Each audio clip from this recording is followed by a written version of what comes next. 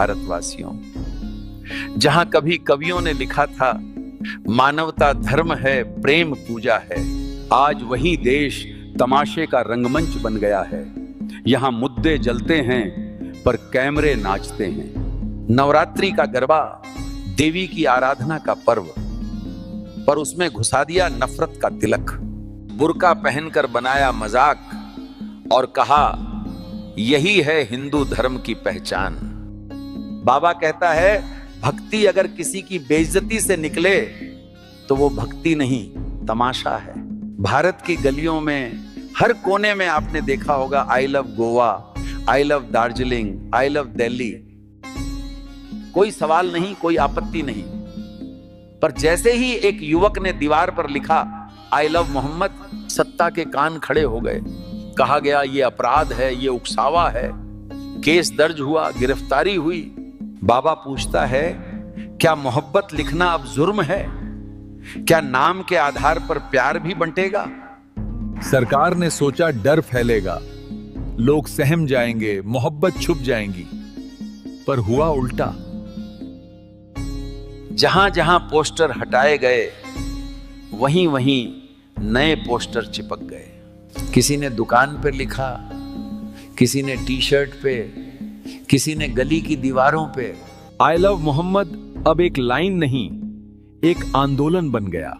दिल्ली से लेकर देवबंद, खनऊ से लेकर मुंबई, हर जगह गूंजने लगा एक ही नारा।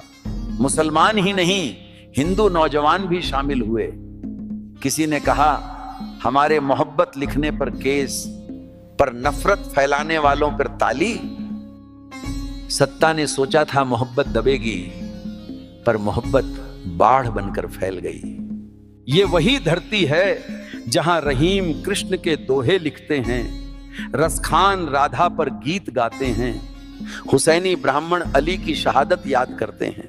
यहां मोहब्बत कभी बंधी नहीं, पर आज एक नाम लिखने पर जेल, एक नारा लगाने पर सलाखें। बाबा पूछता है क्या यही है अमृत काल का भारत?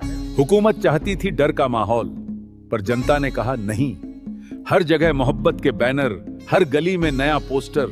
लोग कहने लगे अगर मोहम्मद का नाम लिखना अपराध है तो हम सब अपराधी हैं। सत्ता का तमाशा जनता की मोहब्बत ने नाकाम कर दिया।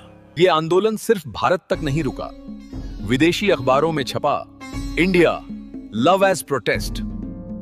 दुनिया ने देखा भारत में मोहब्बत को भी सलाखों के पीछे डाला जा रहा है। विश्व गुरु का दावा अब तमाशे में बदल गया। 23 महीने जेल में रहे आजम खान। आरोप भैंस चोरी, मुर्गी चोरी, गल्ला चोरी। सीनियर मंत्री को अपराधी बनाने का खेल। आखिर में बचा सिर्फ 3,000 रुपए का जुर्माना। बाबा कहता है यूनिवर्सिटी बनाने वाले को जेल और जनता को मूर्ख बनाने वाले को सिंहासन। मंत्री का बेटा थार गाड़ी से लोगों को कुचल दे तो इस्तीफा तक नहीं, पर विपक्ष का नेता बोले जरा ऊंची आवाज में तो 350 केस दर्ज किए। ये न्याय नहीं, ये सत्ता का बदला है। मोदी जी चिप और शिप की बात करते हैं, पर सीवर आज भी दलितों के सीने निगलते हैं। कोई ऊंची जाति का आदमी नीचे नहीं उतरता। हर साल मौतें, पर सुधार का कोई प्रयास नहीं। बाबा कहता है ये नया भारत नहीं, ये वही पुराना भेदभाव है।